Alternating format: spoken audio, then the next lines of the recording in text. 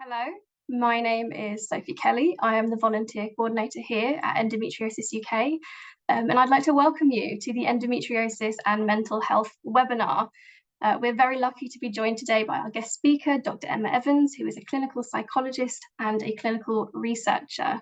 So before I hand over to Dr. Evans, I'd like to remind viewers and those attending that this webinar will be an hour long, and there will be a Q&A section towards the end of the webinar where Dr. Evans will be answering live and pre-submitted questions on mental health and endometriosis.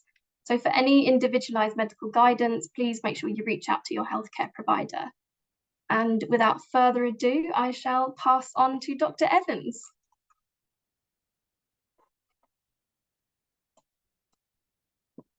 I think you are on mute, sorry.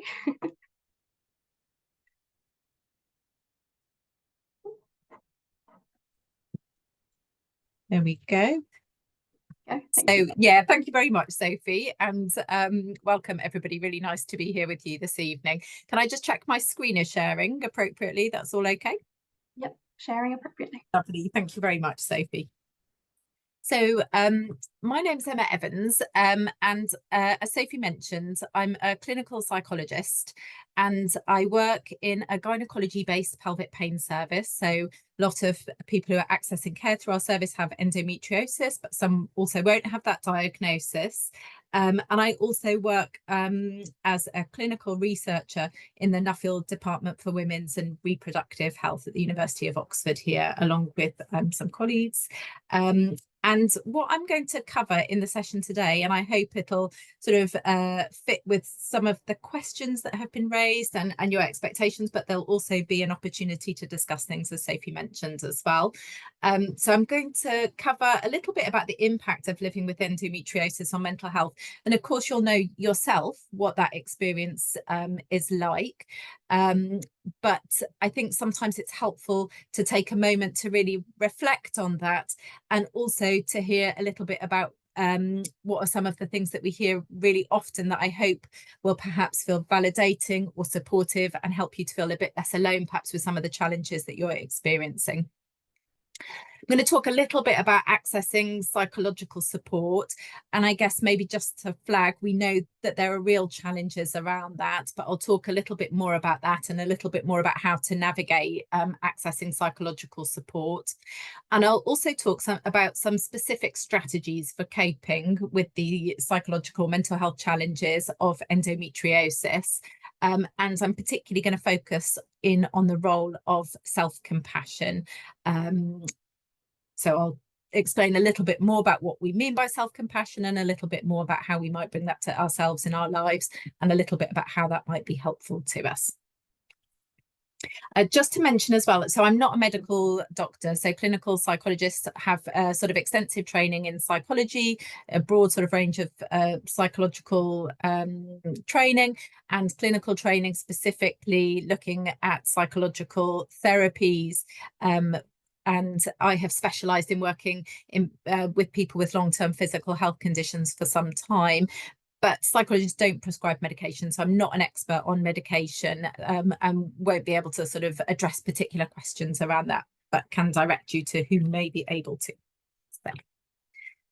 So just to begin with talking a little bit about the impact of endometriosis on mental health, so on you as an individual. And I guess it can be helpful to try and break down our experience into specific elements to get a bit of a clearer picture sometimes about what's going on. So to look at the sorts of thoughts that we might have, to look at how it might impact on us emotionally, to notice how it affects our body, so sort of physical sensations, and also to think a little bit about our actions or behaviours and how it might impact on that. But what's really important to acknowledge as well is that our past experiences shape fundamental beliefs that we hold about ourselves and about the world, and these shape what happens in our day-to-day lives as well. And our past experiences can include things from, you know, childhood, from school, from our family, but it also includes things like our experiences of healthcare or how people have responded to us when we've asked for support with physical symptoms.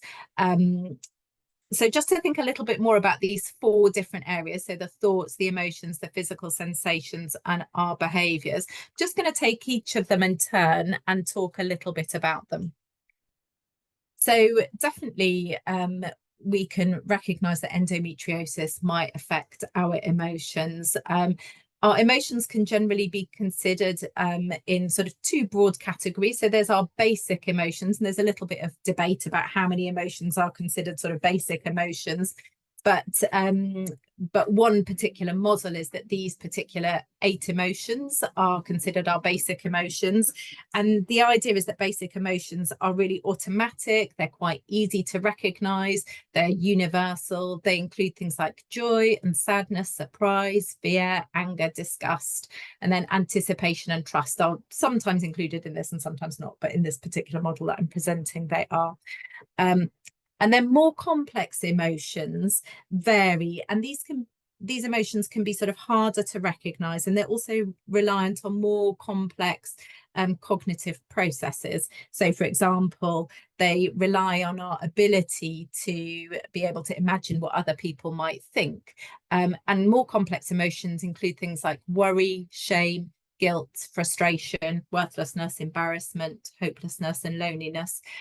And I guess just to sort of flag that there are particular experiences that we know tend to be associated with particular emotions. So we know, for example, that pain is often associated with fear. And that might be fear about movement, fear about symptoms and what's going on in our body. And I think one of the things that we're sort of still need to understand more is, are there particular emotional experiences that are more important or need more attention for people who might be living with endometriosis? And certainly we hear lots about experiences of invalidation and dismissal, and we can see how that might relate to that feeling of trust or sense of safety. And similarly, many of the symptoms that people experience can be really challenging to manage. And so feelings of shame, for example, might be around for many people. So then in terms of thoughts, I think the first thing to flag about thoughts is that these aren't thoughts that we're choosing to have. You know, they're really automatic processes. They're things that just go through our minds. Often sort of we're not really aware of them. We're not really conscious that this is what we're thinking. And it can be quite hard to get a little bit of a handle on what it is that might be going through our minds. We might just know that we're feeling very overwhelmed or very stressed by something, but there will be some thought process there that is linked to it. And sometimes these can feel quite vague or fuzzy. Sometimes they might be more reflected in sort of, or might have more images or pictures in our minds. But some of the things that we hear really often in clinical practice with the people that I'm working with is people worry that they're letting people in their lives down, that they're worried that they're letting people who are important to them, their family down, or other people in their life or in work. People may also have quite negative thoughts about their body, that they feel like they dislike their body, or the impact of endometriosis or some of the treatments like surgery and how that may have affected their body, or experiences such as bloating as well may also contribute to that. People might have quite negative thoughts about what they can do, and thoughts about the limitations that perhaps they experience due to endometriosis. Might be difficult memories of past experiences. That might be experiences with healthcare professionals or other people in your life, or other experiences related to endometriosis or to life more broadly. And there may be worries about the future. And I guess just to flag, might be wondering why there's a picture of a zebra here, but just to flag that our human minds are so much more complicated and sophisticated than the minds of most animals. So our capacity to think and plan and remember events from the past and think to the future is pretty uniquely human. And you can imagine that if a zebra thought in the way that a human did, might spend all of their time worrying about potential threats, or they might also have thoughts about difficult life events that have happened. And so the human experience is that not only are our emotions impacted by what's happening in the here and now, but also the thoughts that we might have about what might happen in the future, or remembering difficult things that happened in the past, can also really impact on our emotional state. And if we've had lots of difficult life events, or we're anticipating having lots of difficult events in our future, this can really add to the level of stress and difficulty that we experience. Then just to think a little bit about our body and a little bit about physical sensations, I think one of the things that commonly services are set up to represent is this idea that our bodies and our minds are really separate. So we have physical healthcare services over here and mental health care services over here, but I'm sure all of you who are here tonight will recognise that our bodies and minds are so totally closely connected, and it's really important that we attend to that connection. Our emotional experiences show up in our body. Our experiences of pain impact on our body and how, and you know, what we might be feeling. And different emotions might express themselves in different parts of their body. And this diagram is really just to illustrate, rather than sort of to say this is how emotions universally express themselves.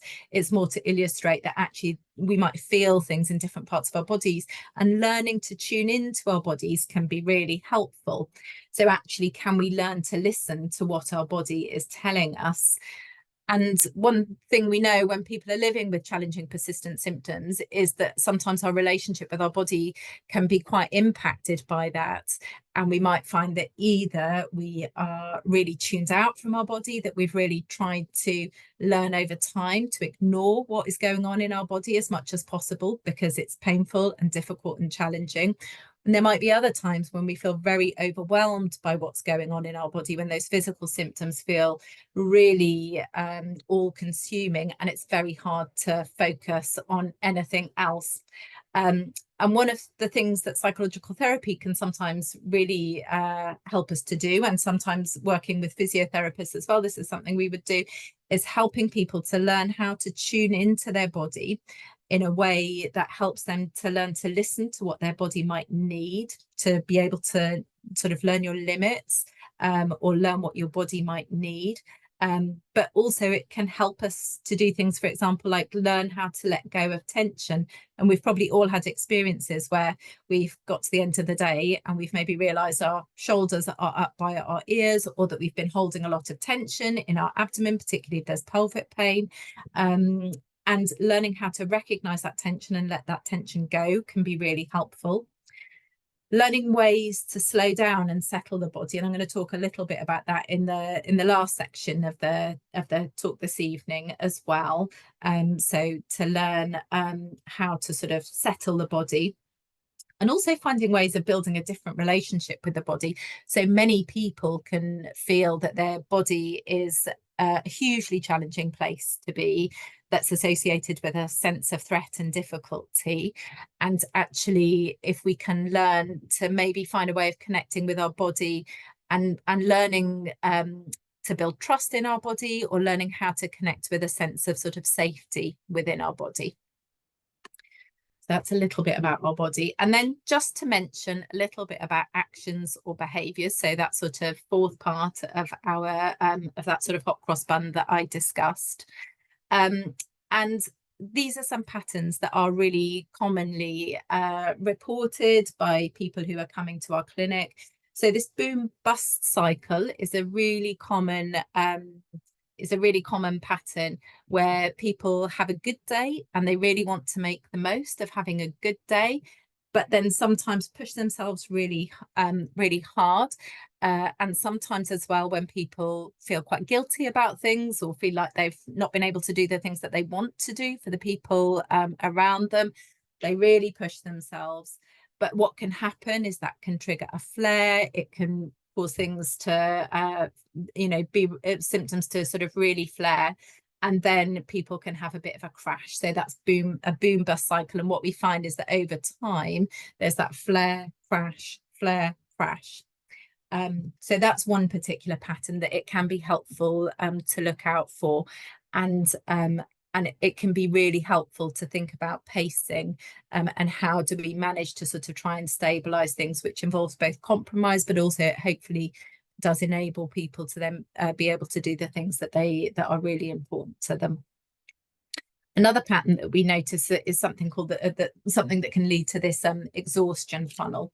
And this is where life, because of the challenge of symptoms, can feel like it becomes increasingly sort of narrow and limited.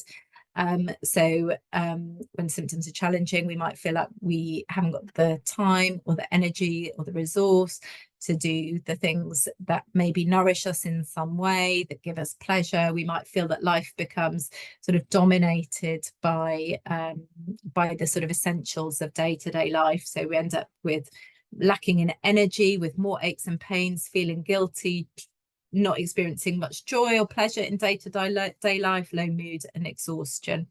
And I'm just wondering if that resonates a little bit with Joanna's comment in the chat as well, sort of highlighting the sort of struggle with tiredness and young children, and how difficult that is.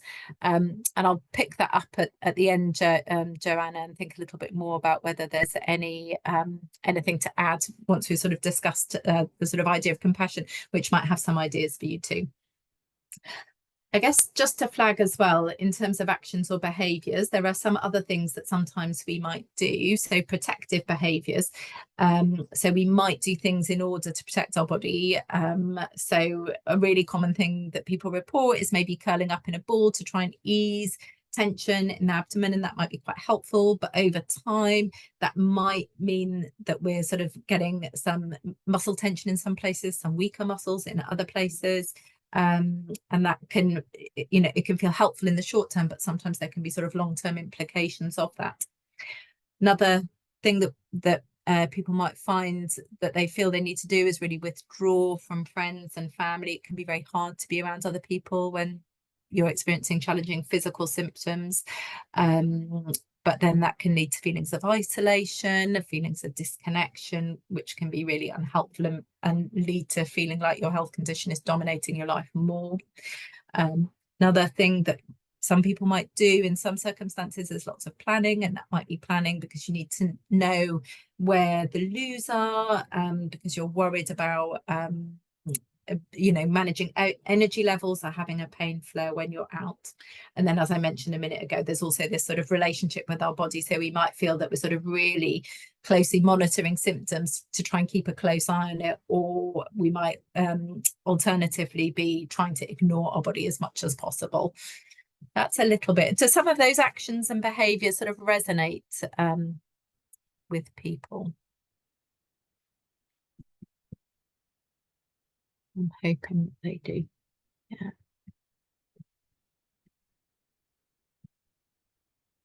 Yeah. Okay. Yep, we've got a few people saying yes, and absolutely they do. Yeah. And I guess also just to sort of acknowledge that endometriosis will impact on you as an individual, but there will be these ripple effects throughout people's lives too. So there are impacts on people's relationships and family life, might impact on your role as a mother or as a sister or as a daughter, might impact on your partner relationship, and particularly may impact on sexual relationship and intimacy. We know that education or employment can also be really hard to navigate when you're having challenging symptoms or unpredictable symptoms. Leisure and hobbies might not feel that you're able to do some of the things that you used to do because of the physicality of it, or it might be that things like fatigue also impact on it and time. And similarly, exercise and physical activity can be affected. Our social life or relationships might be impacted. People can often worry that they're not good company, or worry that other people might sort of think that they're talking about their symptoms all the time, or might find it hard to engage or connect with other people. It might also impact on people's role in their community or in any religious group that you might be part of too.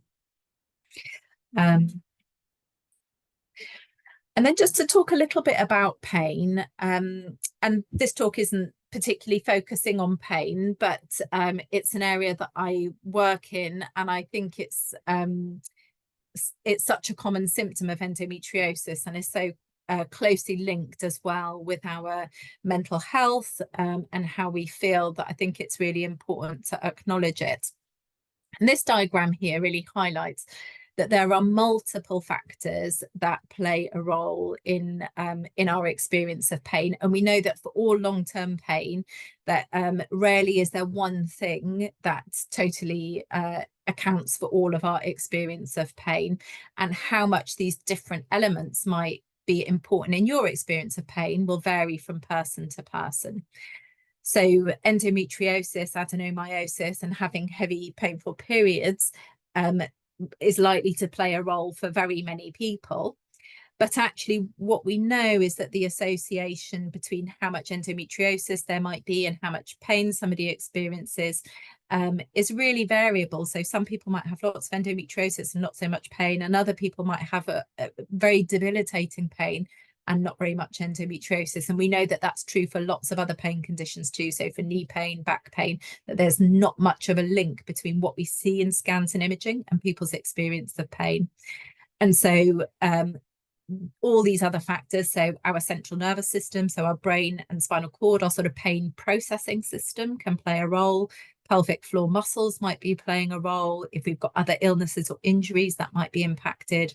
Hormones are likely to play a role too, and we know that before puberty there's no difference really between males and females in experiences of pain, but after puberty there is a real big difference where females are much more likely to have difficulties with pain. Our muscles and joints are likely to be playing a role, but also lots of these other things where psychology often plays a really significant role are likely to be involved. So might lose confidence, or really struggle with motivation, which results in changes in activity or exercise, the sorts of thoughts and beliefs that we might have. So if we're really worried about what's going on in our body, that will play a role.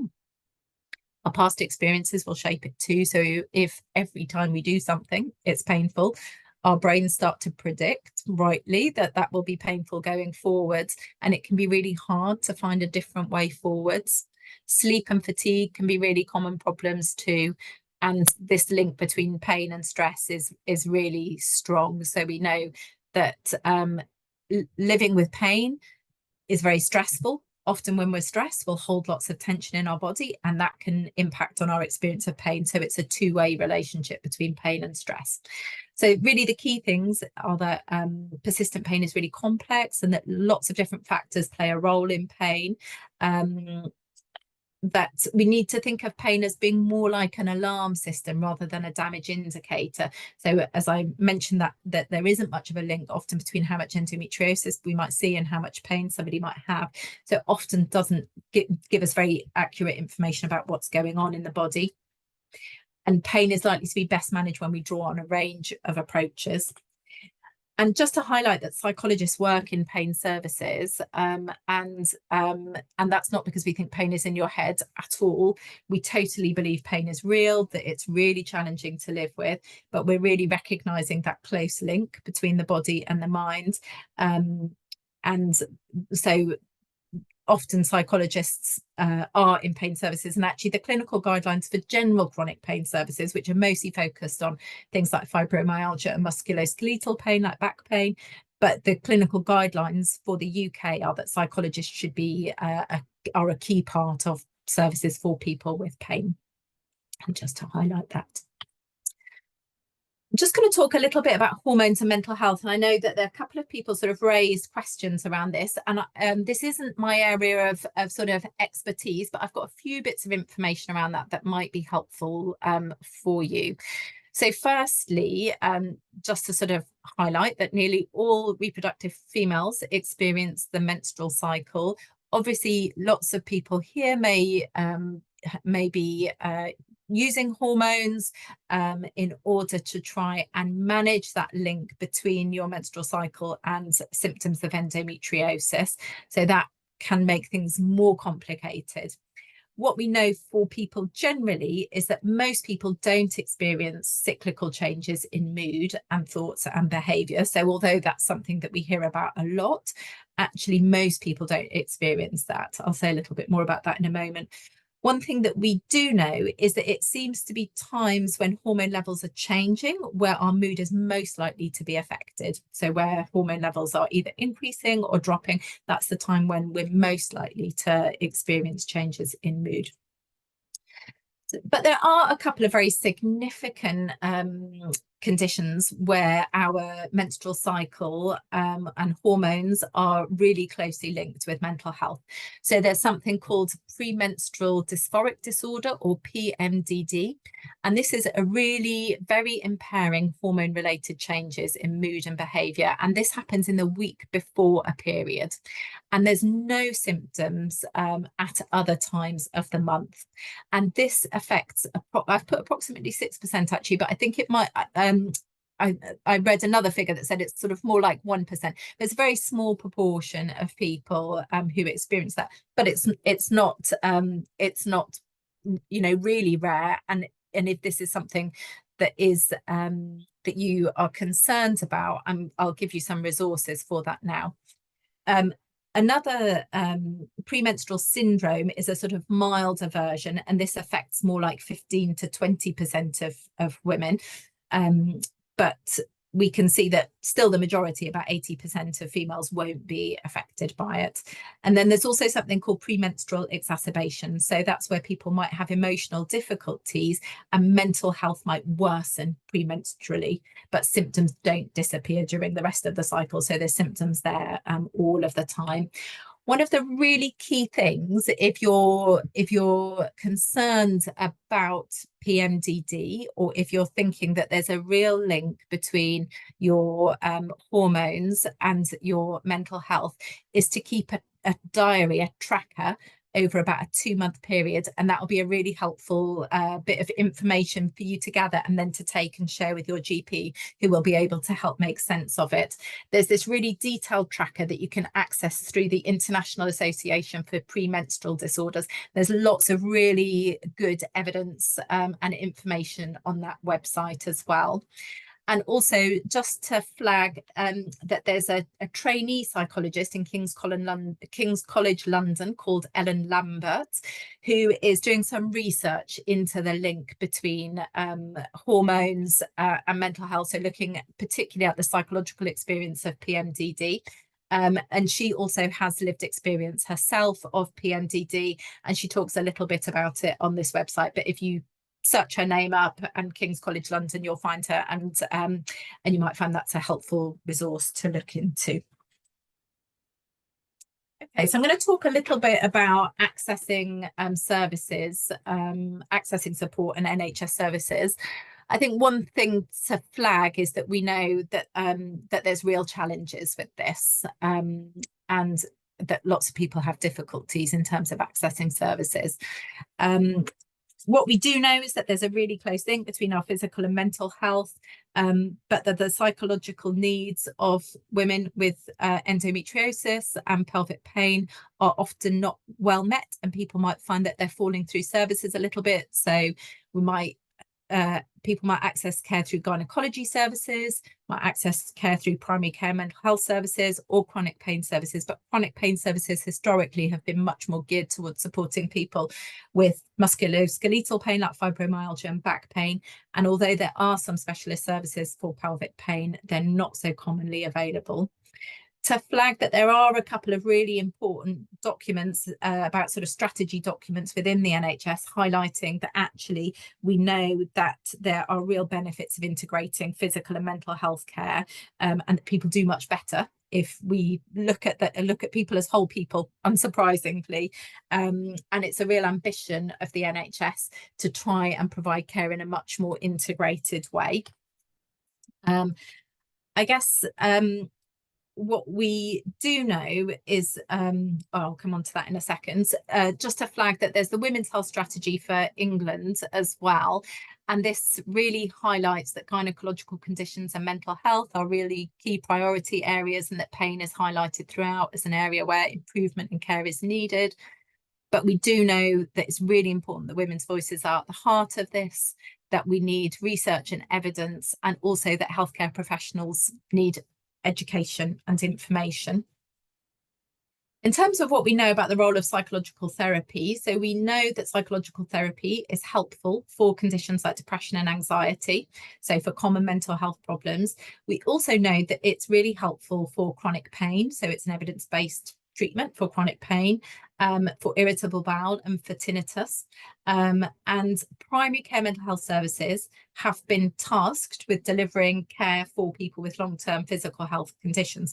So services in your local area who provide mental health services should be able to be sensitive to the physical health care needs that you have. But there are things that we don't know, and I think, as with many areas, that women's health and endometriosis is a bit behind. So we don't know enough about how we should tailor psychological therapy for people with endometriosis.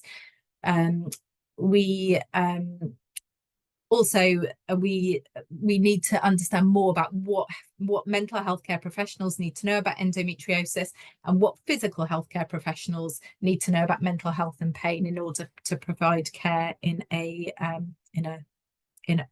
meaningful way. There are lots of different types of psychological therapy, and this can be quite tricky to navigate. Cognitive behavioral therapy is one of the sort of strongest evidence-based therapies for common mental health problems like depression and anxiety, but it's also quite well evidenced for some long-term physical health conditions, including pain. And acceptance and commitment therapy, it particularly focuses on learning how to sort of accept symptoms, accept what's going on, but not in a sense of giving up, but in a way of then helping people to find a way forwards, given that that is how things are for them. Mindfulness-based approaches, compassion-focused therapy, and I'm going to talk a little bit about that, can also be helpful. Just to mention, counselling for some people can be helpful, and particularly around some issues like fertility or pregnancy loss. Psychosexual therapy for couples can sometimes be helpful, but sometimes it might be helpful to have couples therapy before. So actually, if there are more general difficulties in the relationship, it can be helpful to address those first before thinking particularly about sex and intimacy. Family therapy for some families can be useful. And then another type of therapy is sort of psychodynamic or psychoanalytic therapy. And I can share some sort of information or links about those after the talk today. So where can you access support?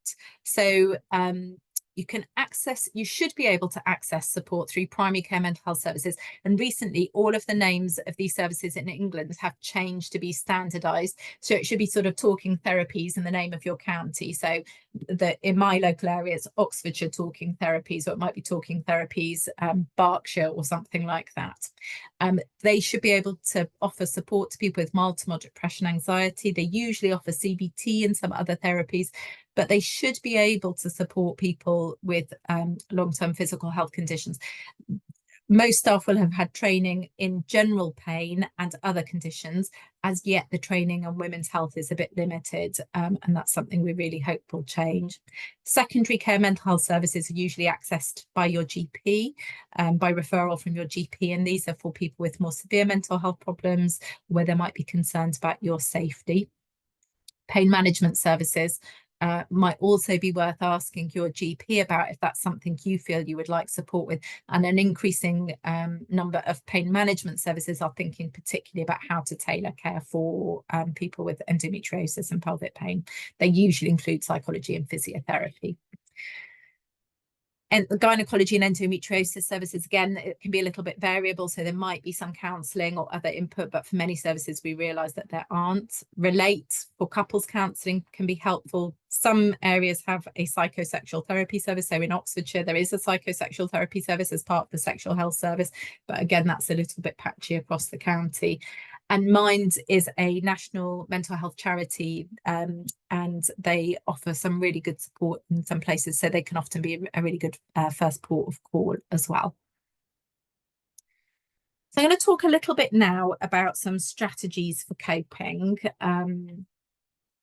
So I've mentioned quite a bit throughout really about this connection between our brain and our body, and just to really highlight that our stress system is made up of really multiple interconnected brain body systems, including our HPA axes, our autonomic nervous system, our immune and inflammatory systems, and also our circadian clock or our body clock.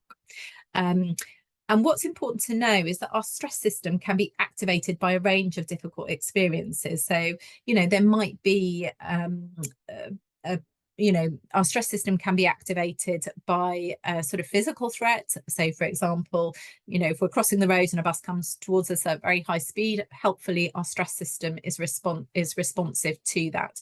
But actually, there are lots of other things when people are living with a long-term condition that might play a role in that. And there are also lots of things in modern life that can also trigger our stress system. So it can include physical things like having painful periods or surgery or infection or injury. But it might also include social threats, so things like bullying or feeling that there are challenges in our workplace or in other aspects of our sort of social lives. And also emotional experiences can trigger our stress system. So that can include things like bereavement, loss, and other pressures that we might be under. And what we know is that the cumulative impact of chronic or repeated stress over time is really challenging. And we might find over time that we spend more and more time stuck in our stress defense mode and unable to switch back into our sort of restorative mode. And signs of that might be things, for example, like difficulty sleeping, feeling on edge or jumpy, feeling very sensitive to light and sound, feeling irritable and snappy, burnt out and run down, and so on. And if you have lots of different overlapping symptoms, it might be that stress is playing a role of that. So we know that lots of pain symptoms co-occur. So people might have IBS and migraines and endometriosis. And it might be that there are specific things to do with each of those conditions, but it also might be that our stress system and those systems that I mentioned, like our immune inflammatory system, are playing a role in all of these conditions. And then just a couple of ideas that might be helpful to you is the sort of stress bucket, which people might be a little bit familiar with. So imagine our capacity to cope or deal with difficult situations as a bit like a bucket. And sometimes we might have some space to accommodate more water being added to the bucket. So when people ask us to do things or stressful things happen, we have space to accommodate that. But sometimes it might be that our bucket is already pretty full. And for example, if you're having very high levels of symptoms in a particular day, it might be that you just have very little space left. And so that when anything is added, it might be that it feels very uncontainable, that sort of things overflow. And this sort of similarly relates to this idea of a window of tolerance. So experiencing stress and pain, and that includes living with symptoms on a day-to-day basis, such as the symptoms of endometriosis. And that means that this window of tolerance might become narrower and narrower, and that then people more quickly feel that they're reactive, responding in ways that they don't want to, feeling irritable and snappy and that sort of thing. So it might feel that you're either sort of very sort of on edge, sort of hyper arousal, or also that you maybe feel sort of quite frozen or low in energy, and it might be that you have something sort of very different from that. But I guess if you notice that sort of sense of sort of reactivity, it may well be that the impact of stress and distress and the challenge you're experiencing is impacting on how you are in day-to-day life. So one of the key things that might be helpful, I'm conscious of the time as well, is just to think a little bit about self-compassion. And I think that this is a really key thing. And I think if there's one thing that it would be helpful to sort of go away and to think a little bit more about is how can you bring some compassion to yourself and the challenges that you might be experiencing. You might need some support with that, but there might be some small things that you can do. And I'll also share some resources as well after the talk. What's really important to know is that self-compassion is not a way of judging ourselves positively, but it's a way of relating to ourselves kindly, embracing ourselves as we are. And often we're much better at giving other people advice than we are of taking that advice for ourselves. What's really important to know is that self-compassion, it's a practice, it's not a talent. So lots of people might say, well, I'm not very self-compassionate. That doesn't mean that you can't learn to be. So if you can be compassionate to others, that shows that you've got the skills for self-compassion. And compassion focused therapy often talks about us having these sort of three basic emotion regulation systems. So there's our drive system, and this is about sort of getting stuff done, the sort of planning, organizing of day-to-day life. There's our threat system, which is sometimes called our fight flight system, and our soothe system, sometimes called our rest and digest system. And we know that lots of different things can shape these different systems. So the bodies that we're born with, our DNA, our temperament, but also our environment, our experiences, the sorts of relationships that we have. And in endometriosis, some of the things that particularly might shape your system are having pain flares, perhaps feeling like you need to compensate or having to self-advocate. The threat system might be really sort of amplified by feeling isolated, by having severe pain, worrying about symptoms, having experiences of feeling dismissed or disbelieved, and also having lots of medical appointments can really feed into that. And it might be then that our soothe system is not very well developed, that actually it's hard to connect with that sort of sense of feeling sort of at rest and at ease. And I guess, you know, what's the balance like for you? And perhaps we can have a little bit of a discussion around that at the end of the session. Is sort of thinking, do you notice that you're more in one than the other? How much time are you in the soothe system, I think, is really key. And one of the things often we're really encouraging people to do is to find ways of strengthening the soothe system. And that can help us to regulate our sense of threat. It can help to sort of damp down anxiety and anger and shame, can help keep things in a sort of more of a sense of balance, and also help us to manage the persistent symptoms that might be around, and allowing our bodies to rest and recover. Some ways to do it, it's often not easy and this will be very individual. There's sort of no one size fits all. But sometimes relaxation techniques, there's a particular breathing practice called a soothing rhythm breathing practice, where we're deliberately trying to sort of slow and steady our breath down. Some people find that helpful. Some people find focusing on the breath stressful, so that might not be so helpful.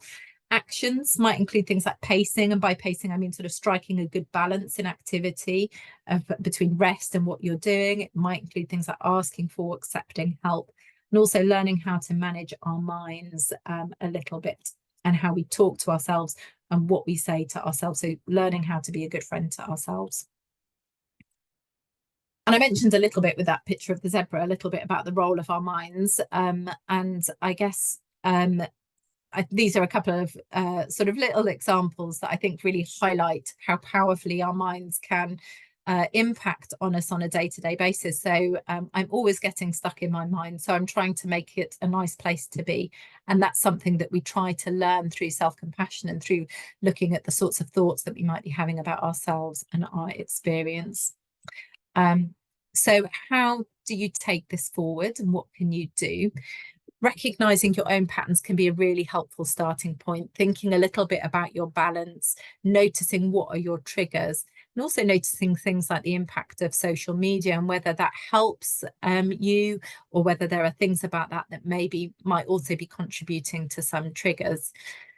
Can you build your strategies for soothing? Do you know what they are? Can you find ways of fitting those into day-to-day life a little bit more? And I can include some links to a couple of things like the soothing rhythm breathing practice and some other ideas to explore that. And I guess the other thing is just to sort of flag, as Sophie mentioned at the start, is do talk to your GP or other healthcare professionals who I hope would be able to support you to navigate or support you to sort of find a way forwards with this a little bit. There's some really good resources on self-compassion. There's somebody called Kristen Neff, who's a psychologist in the States, who's done a lot on self-compassion, not specifically around pain and endometriosis, but she's got really nice TED Talk and some other really helpful resources. And there's also some really good resources from the Western Australian government that are freely available. And they've got a really nice sort of workbook and information sheets on self-compassion, and also on a range of mental health problems. So on social anxiety, on depression, on OCD, a sort of whole range of things. So that can be a really helpful starting point. They're mostly informed by a CBT perspective, but they can be really useful. There's a nice book as well by somebody called Vidyamala Birch on living well with pain and illness, and she herself is somebody who has lived with chronic pain, not endometriosis specific pain, but she particularly focuses on mindfulness and how you might adapt that and think about that for chronic pain.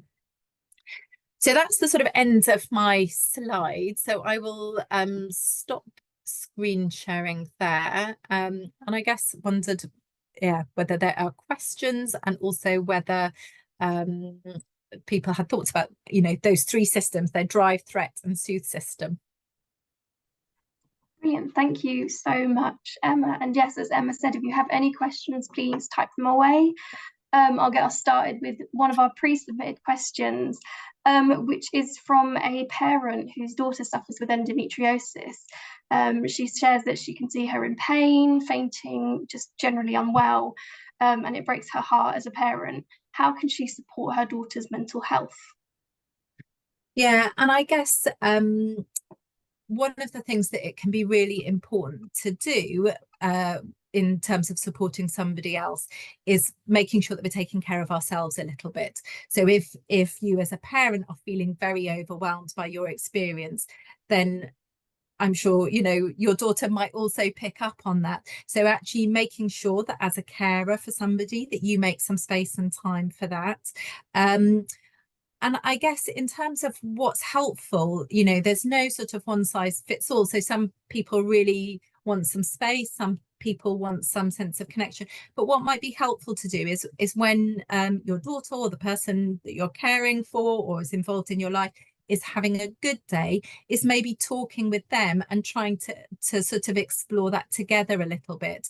And it might be that there's ways that you can find of bringing some of these soothing strategies, or exploring, okay, well, what are some of these things that maybe help to calm and settle things when things are feeling really difficult and overwhelming. Brilliant, thank you. I can see we've got another question here from Fiona. She said it was very helpful, so thank you. Please, can you say more about how the drive system links to negative experiences, and also about managing fatigue when it affects so much of your life? Yeah, and I guess, like our three systems, so our drive, threat, and soothe system, they're all helpful to a certain degree. So actually, our drive system is really valuable to us. It helps us sort of get up in the morning and to get things done and to take care of ourselves and to go to work or to do our studies or whatever it might be. But sometimes we might have experiences in our lives that maybe mean that we have very perfectionist standards, and we really push ourselves very, very hard, that we find it hard to sort of stop and take a break. And sometimes people might find that then when they do take a break, it feels like the threat system sort of dominates and sort of pain flares. And I guess what we want to do is to sort of find ways of sort of exploring a healthy level of drive, and to sort of see how much of drive may be underpinned by a sense of threat. So actually, if there's a sense of not feeling good enough, and that's really pushing you to overdo it, to get caught up maybe in that boom bust cycle, is sometimes looking at those sorts of thoughts that maybe drive that perfectionist or really sort of high standards. Yeah. Was there a second part to that question as well? There was just about how managing fatigue, or how to manage fatigue when it affects so much of your life. Yeah, and I think looking out for that boom bust cycle is really key. And trying to sort of establish a baseline, which often involves making sort of compromise. And to begin with, you might find that you have to find ways of really cutting down what you're doing so that you can establish a sort of more settled baseline, and then slowly sort of build up over time. And there is also something about sort of learning how to rest and giving yourself permission to rest, because actually if we're trying to rest and we're feeling guilty and beating ourselves up for it, we're probably not resting as well as we might be able to. So learning how to be kind to ourselves when that might be what we need to do. Thank you. And we've got a question from Katie, who says she's struggling with a dominating threat cycle and a non-existent ability to relax. So are there any ways to break the stress and pain cycle? And she also said, thank you, this has been fantastic.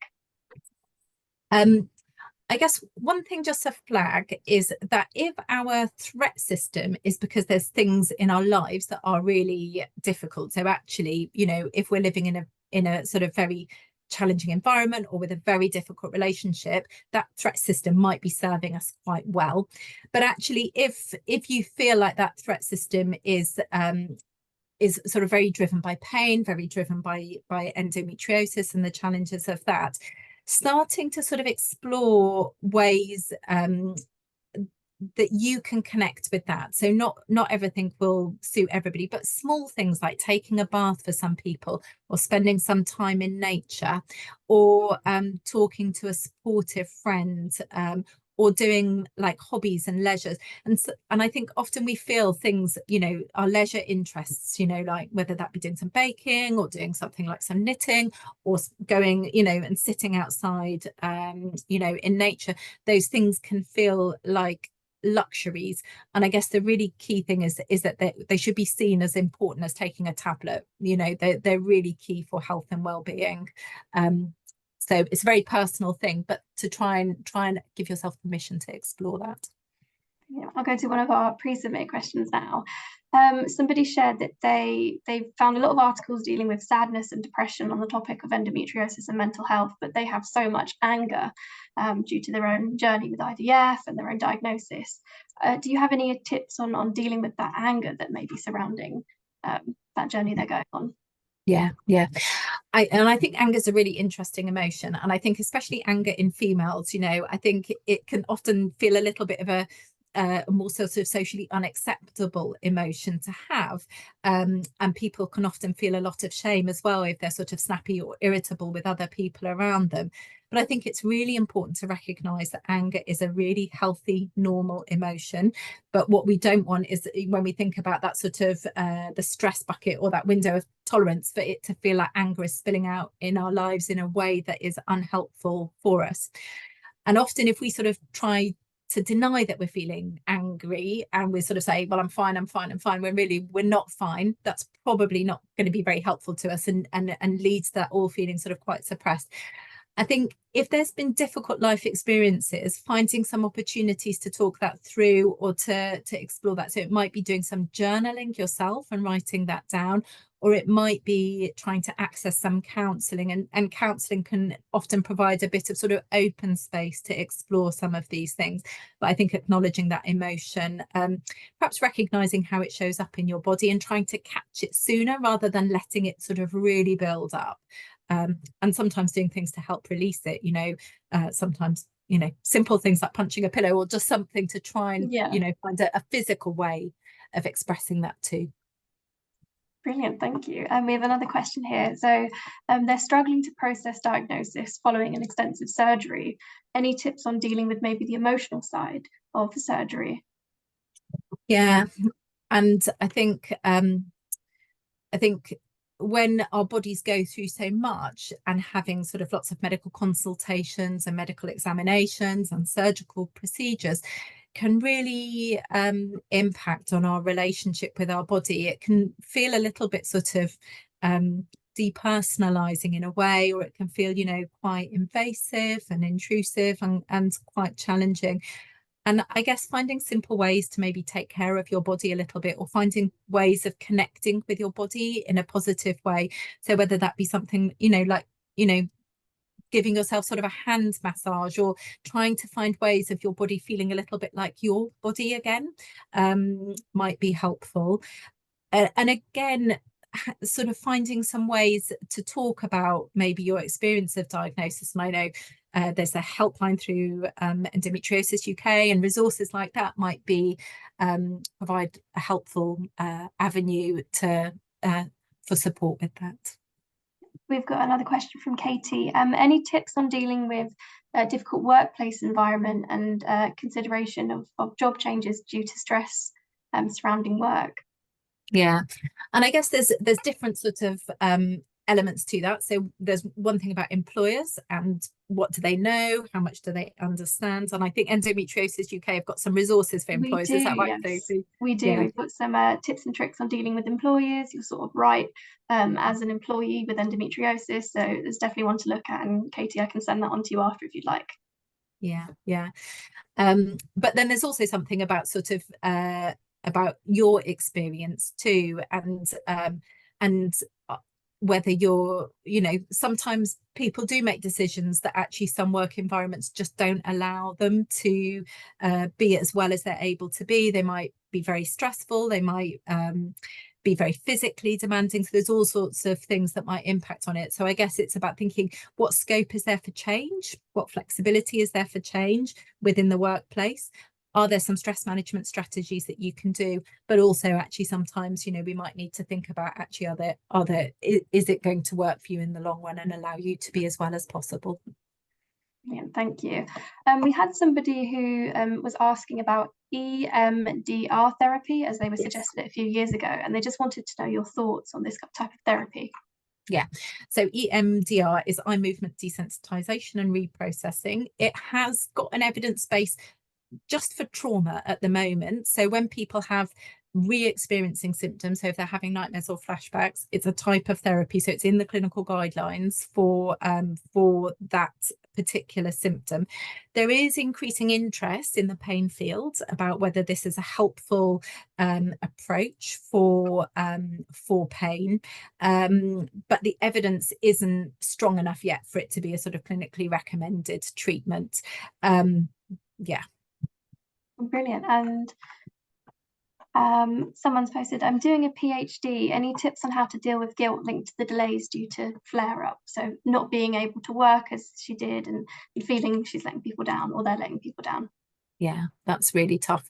And I think one of the hard things when you're studying is that there's an unending amount that you could always be doing. So I think it's really hard to sometimes to put that down and to give yourself the time to take a break from that.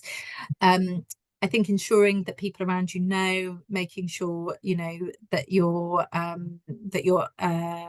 educational setting, whoever is appropriate in that setting, is aware of it, but looking at the sorts of thoughts. So the compassion focused resources from the Western Australian government help to map out some of those patterns. So you might find that there's particular thoughts that come along with those feelings of guilt that you can find some way of starting to take a different perspective on, and often sort of saying, well, what advice would I give to a friend is a really good starting point. And actually, if we are giving ourselves different advice than we would give to a good friend, it often tells us it's probably not brilliant advice.